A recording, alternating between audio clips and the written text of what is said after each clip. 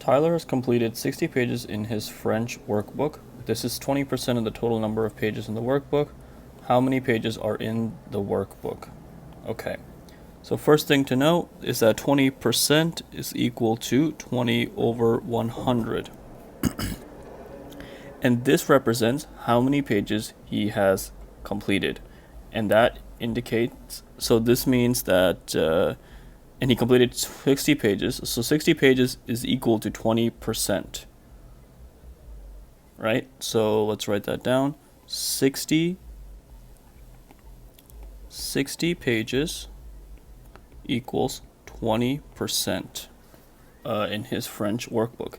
And we can actually make this into a proportion now, which would read something like 20 over 100 is equal to 60 pages over the X total pages, right? So he's completed 20%, which is 60 pages, out of the X total number of pages.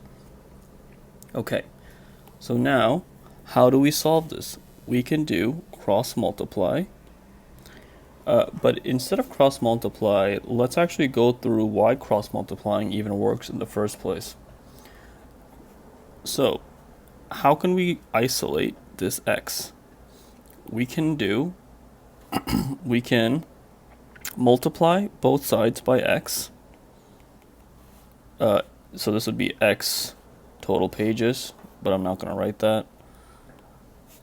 And what that means, this will cancel out, and then you're left with 20 times X over 100 is equal to 60 pages. And now let's multiply both sides by 100.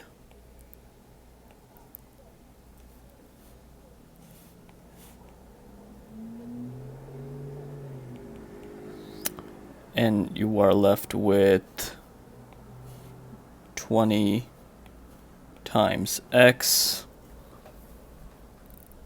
These hundreds cancel out, which would equal 60 times 100, which is 6,000. And 6,000 pages.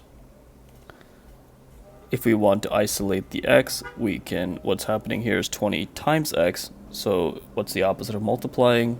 We can divide by 20, cancel this out, and then divide by 20 here. Okay, so we're left with divide by 20, divide by 20. This cancels out. X is equal to 6,000 divided by 20, which is equal to 300 pages. And that is the final answer.